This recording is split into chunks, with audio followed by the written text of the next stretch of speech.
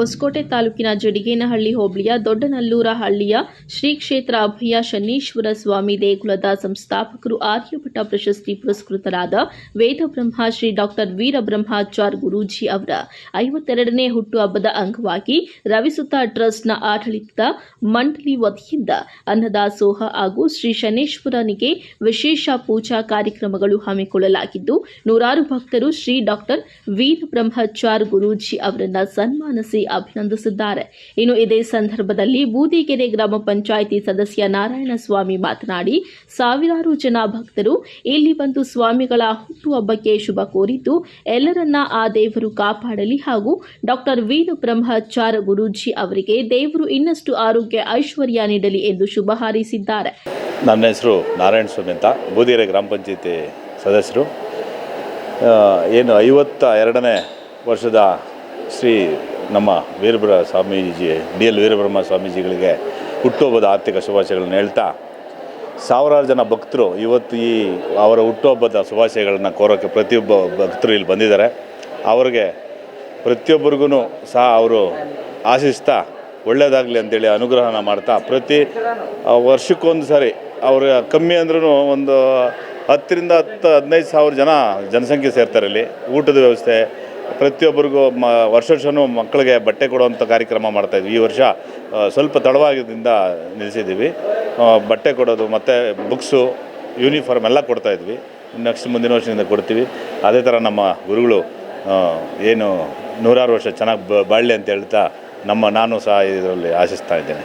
ನಂತರ ಭಕ್ತರನ್ನ ಉದ್ದೇಶಿಸಿ ಮಾತನಾಡಿದ ಡಾಕ್ಟರ್ ವೀರಬ್ರಹ್ಮಾಚಾರ್ಯ ಗುರೂಜಿ ಅವರು, ಇಲ್ಲಿ ಬಂದು ನಮಗೆ ಶುಭ ಕೋರಿದ ಸಾವಿರಾರು ಭಕ್ತರಿಗೆ ಆ ದೇವರು ಆರೋಗ್ಯ ಐಶ್ವರ್ಯ ನೀಡಲಿ ಎಂದ ಅವರು ಈ ದೇವಸ್ಥಾನದ ವಿಶೇಷ ಪೂಜಾ ಕಾರ್ಯಕ್ರಮಗಳ ಬಗ್ಗೆ ವಿವರಣೆ ನೀಡಿದ್ದಾರೆ. ಓಂ ಶ್ರೀ ಗುರುಭ್ಯೋ ನಮಃ.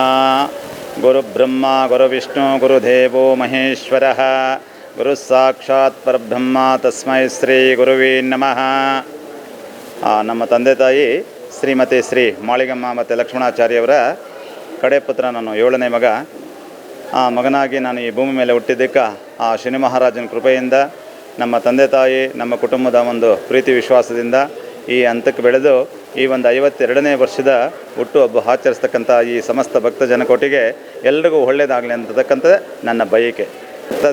ಭಕ್ತಾದಿಗಳು ಬರ್ತಾರೆ. ಈಗ ಪ್ರತಿಯೊಬ್ಬರು ಪ್ರತಿ ವರ್ಷವೂ ಇಂಡಿಪೆಂಡೆನ್ಸ್ ಡೇಗೆ ಮತ್ತು ಗಣರಾಜ್ಯೋತ್ಸವಕ್ಕೆ ಮತ್ತು ಸ್ಕೂಲ್ ಡೇಗೆ ಎಲ್ಲ ಪ್ರತಿಯೊಬ್ಬರಿಗೂ ನಾನು ಸುಮಾರು 16 ವರ್ಷದಿಂದ ಅವ್ರಿಗೆ ಏನು ಅನ್ನ ಊಟದ ದಾನ ಅದೇನಾಯ್ತು ನಮ್ಮ ಗೌರ್ಮೆಂಟ್ ಶಾಲೆಯಲ್ಲಿ, ಯಾಕಂದರೆ ನಾನು ಓದಿರ್ತಕ್ಕಂಥ ಬಡತನ ಸ್ಕೂಲ್ದಲ್ಲಿ ಬಂದಿರತಕ್ಕಂಥದ್ರಿಂದ ಈಗ ಬರತಕ್ಕಂಥ ಭಕ್ತಾದಿಗಳಿಗೆ ಈ ಕ್ಷೇತ್ರ ಬಂದು ಆ ಒಂದು ಶಕ್ತಿಯಿಂದ ಎಲ್ರಿಗೂ ಒಳ್ಳೆಯದಾಗಲಿ ಅಂತಕ್ಕಂಥದ್ದೇ ನನ್ನ ಬಯಕೆ.